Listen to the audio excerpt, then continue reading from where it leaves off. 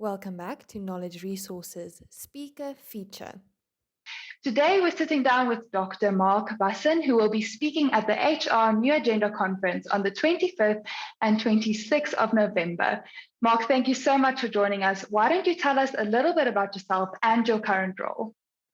Hi, Amy and Knowledge Resources. Thank you very much for inviting me again. I'm always happy to share and talk at the conferences. I am the chair and co-founder of 21st Century. So we do a lot of research and have huge databases to draw on, and that always helps when giving a talk. So it's in that capacity that I am talking. I'm an author and have written 15 books, which some of them are prescribed by universities, and I will also draw on the latest book that we've just written. Amazing. I should also mention, Mark, you also were a previous commissioner for the presidency. You've consulted on the salaries of the president. You have done many amazing things, and you're also on the forefront of academic research. As you said, you consult on many PhDs and masters. So in addition to your wealth of experience, you're also on the forefront of what's happening in your industry. And I think that's why we're so excited to have you be speaking about the new pay landscape, about what's going to be happening after COVID. Why don't you give us a little bit of an overview about what you'll be addressing at the conference? Thanks, Amy. And I do always enjoy the remark to the presidency. And when you Google me, there are 30 pages of Google. And number one top thing, the man who sets presidents who must pay. So that seems to have stuck, and I can't shake it off. But the talk will focus on how the pandemic and how Black Lives Matter, how big events have shaped the path of remuneration. So there have been massive changes, and the biggest one, of course, is working from anywhere. What does that do to your job description? What does it do to your job grade? What does it mean in terms of salary surveys? And should one be using the traditional surveys, or should be setting it according to where the person is actually working? Because cost of living around the world is different, and some organizations are taking the purchasing power parity of that country into account, others are not. So very exciting times. The majority of companies went underwater, so the shares were underwater, the short-term incentives did not pay out, and I'll be covering how organizations addressed that with shareholders, institutional investors, and proxy advisors. So very, very exciting times and an exciting talk. I always love preparing for them because it makes me consolidate my own thinking and put it down on one piece of paper. Oh, great. We're so happy that you're going to be taking those consolidated thoughts to our platform and sharing it with our delegates. I am very interested in some of the research you've done specifically about non-financial rewards and how the post-pandemic landscape is affecting that. What you've just said about them, maybe considering different aspects of different countries, that's also absolutely fascinating. But specifically, you've mentioned that we'll be focusing on output, and there's a possibility of the leave policy not even being applicable anymore. Could you comment on what standing non-financial benefits will have in a post-pandemic pay landscape? Yeah, thanks, Amy. Very, very perceptive question, that because if I am going to leave my employer, and according to McKinsey, they did a survey among thousands of participants, approximately 38% of participants said they wanted to leave their employer. So if you leave your employer and you go to Cape Town or St. Francis or Maldives, where a lot of people are going to the Maldives, is a leave form appropriate? And my feeling is that it's not. Basically going to become almost like contract workers or contingent workers. And when you're a contract worker, many of them do not get fringe benefits. So non-financial benefits will fall by the wayside completely. And the analogy is like getting someone to build a wall at the end of your garden. You agree on a contract price, you agree on how high, whether it's going to be plastered and painted, you agree on the specifications, you get a service level agreement, you agree to pay them 100,000 Rand, when the wall's up and it meets the expectations, you pay the 100,000 rand. That's it. There is no bonus. There is no share scheme. There's no medical aid. There's no retirement fund. It is just what it is. That contractor doesn't need to put in a leave form. And even though you've been doing most of your work for probably one company, which the Labour Relations Act and SARS deem you then to be an employee, will there be a whole class of employees who are just not getting those non-financial rewards? So I'm predicting that they are not going to get them, that they will be treated more as contractors. The Labour Relations Act and SARS might need to rethink their definitions in the light of COVID. Just building on that, Mark, I hope this doesn't come out of left field because I didn't prepare this question previously and send it to you, but you have spoken about mental health and that being one of the things that companies will have to focus on in the future. Don't you think that this new landscape of, like you said, being a contract worker and not having that surety and that footing of maybe a leave policy and the normalcy of that, what effect do you think that will have on mental health, and how can companies sort of meet that with other benefits or even the financial benefits? No, thank you, Amy. It's almost like you have a degree in interviewing. You seem to hit the hot topics bang on the head straight away. So thank you. It's not quite left field. So I've given a lot of thought to that. I think what's happened is that prior to the pandemic, people used to go to gym and no one bat an eyelid. There's nothing wrong with going to gym. You go there and you're looking after your physical wellness. If you went to a psychiatrist or psychologist, you were seen as a little bit funny and out there, and there's something wrong with you. With the advent of COVID, I think that more and more people need to go to the mental gymnasium, not just the physical gymnasium. So going to mental gym includes seeing healthcare professionals that will assist you with your mental health. And the reason that it's starting to happen is that there are statistics around 1 in 6 South Africans are on fluoxetine, which is the active ingredient for Prozac and drugs like that. So that's quite high. So if you walk in a shopping mall or you at work and you think about 1 in 6 people being on some kind of serious medication, big hitters, Schedule 5 drugs, the whole concept of mental health has come into play, especially with lockdowns, where it's not that I wanted to go somewhere. I just wanted to know I could. And the fact that I can't creates a big mental block in me. The stress of retrenchment, the stress of both of us being retrenched, not just one of us, the stress of trying to find work if you are retrenched, the stress of worrying about your children. Will they be able to go to university? Will they be able to study? Will they be able to get a job? All of that is just playing absolute havoc with mental wellness. And I predict it's going to get to a place where when you go to gym 3 times a week, you'll go to the mental health practitioner 2 or 3 times a week too. And no one will bat an eyelid, and the whole stigma will just be gone. That's brilliant. I hope it gets to that point, especially there's a lot of talk about it now being Mental Health Month and such, and I think maybe that's why it was at the forefront of my thoughts. You did mention that one of the, I could say, elements leading up to that is the stress of losing your job or the stress surrounding your job. I find it interesting that so many people have indicated that they would be less willing to return to work if it was not remote. And you've mentioned you've done some studies on non-financial benefits, such as working remotely, and how this relates to job attractiveness, especially with women.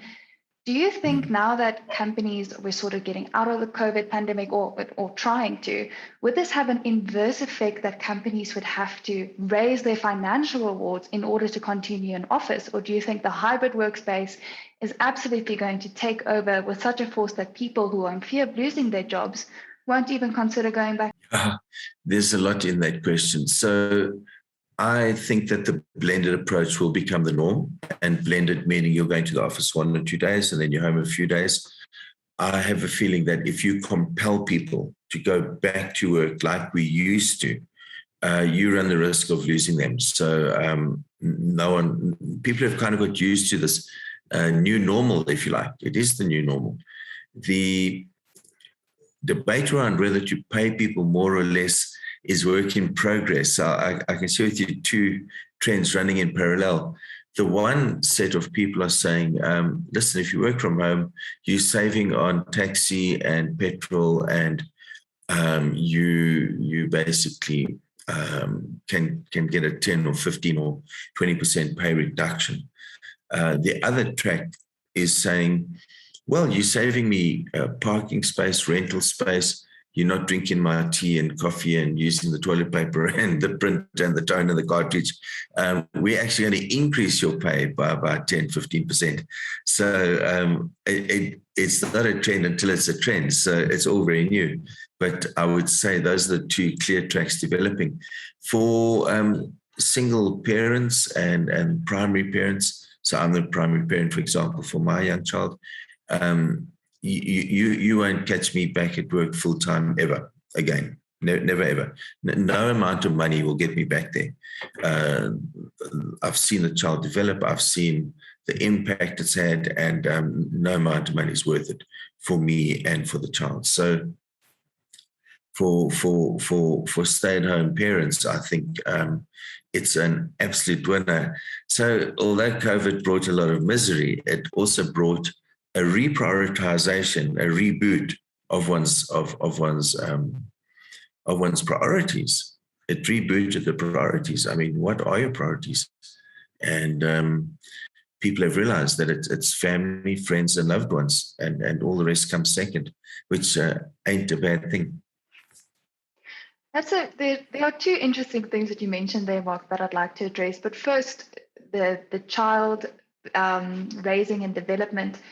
Jordan Peterson has a very famous argument that the gender pay gap is largely due to women choosing less paying jobs that will allow them to stay at home or will allow them to have non-financial benefits, such as raising their children or having more time with their children. Now that that's sort of fallen away in the sense that the hybrid workspace is becoming more prevalent, what effect do you think that will have on the gender pay gap in South Africa and globally? Yeah, okay, that's a great question. Let me clarify some terminology, because that always assists in the debate. Of course, people feel very strongly about it. They're very emotional, and yes, they've every right to be, because of all the newspaper articles and the journals and what they read and hear. But let's just stick to the definitions for now. A vertical pay gap means the pay gap between the CEO and the lowest paid worker. A horizontal pay gap means the pay gap between two people doing exactly the same work. So you could have a male and a female who are doing exactly the same work. At the moment, there's about a 15% pay gap between that, as a sweeping generalization across hundreds of thousands of jobs.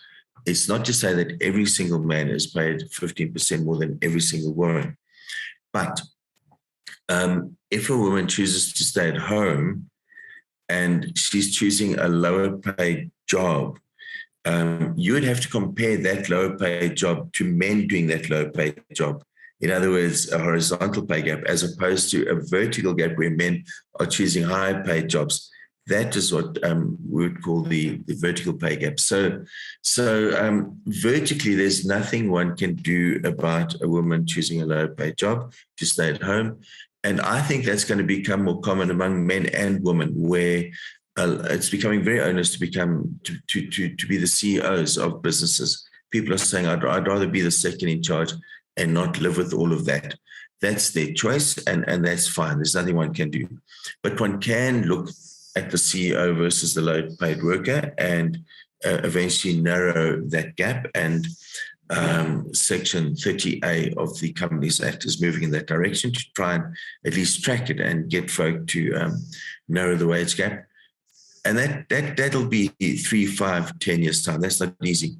The vertical gap, the horizontal gap, I beg your pardon, between men and women, it needs to be eradicated immediately. there's absolutely no excuse and reason why you should pay them differently. The Employment Equity Act, Section 6, goes to very, very specific details as to what you can differentiate pay on. And it can be performance and track record and qualifications and market scarcity. So those are realistic reasons, but it would be unlikely and statistically impossible for every single male to be ahead of those and every single female. So what confuses everyone is that there's often an overlap, and you need to be able to identify the outliers. That's not easy. You've got to use regression models, statistical models, standard deviations, and folk kind of struggle with it, which means that the popular press take over. It's a bit of a long answer, but I thought, let me just use the opportunity to set the record straight on the definitions and what's meant and what it is we're trying to achieve. We are trying to achieve an even spread of women pay to men's pay, so that there's no statistically significant difference in their remuneration for work of similar complexity. I appreciate the long answer, Mark. I appreciate it a lot, because I think there's so much, like you said, emotion around it, and there's so much stereotyping and what women should do, what men should do, and all these feelings that often compete with facts, and I think they take them over. And it's such a refreshing conversation to have, that this is what, by definition, what we are approaching. And this actually brings me back, Mark, and I'd like to address what you said previously about the two trends in pay. Now, this is a step back, but you said that some companies say we aren't focusing on printers and we don't need that anymore, so we can increase pay. And other companies say you don't have to pay for petrol anymore, so we're going to decrease pay. A big theme of the HR New Agenda conference is being human-centric. And those two examples for me is exactly an example of that, of some companies focusing on their employees specifically and they're benefiting them, and other companies focusing on the expenses of the company and what would benefit the company. Just as a closing question, could you remark a little bit on this and what this indicates to you about the future of pay?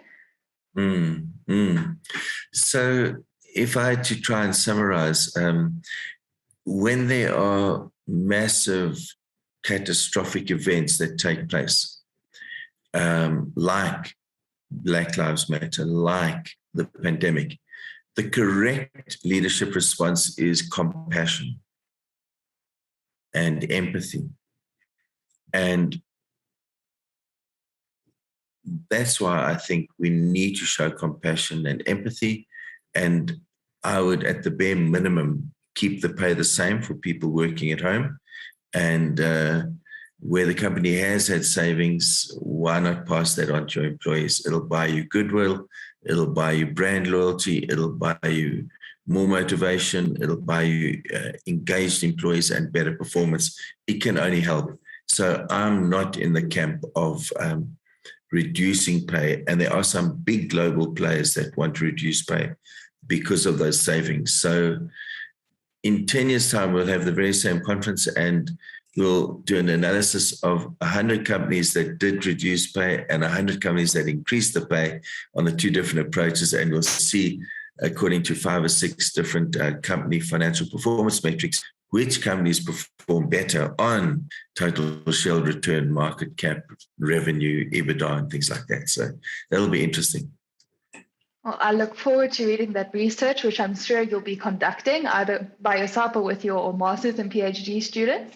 And I also look forward to your talk at the New Agenda conference. I'm really looking forward to it. And I'd really like to thank you for sitting down with me in this interview today. Thank you, Amy. I look forward to the conference, and it would be wonderful if everyone booked and came to listen and supported the speakers. Thank you. Thank you so much, Mark.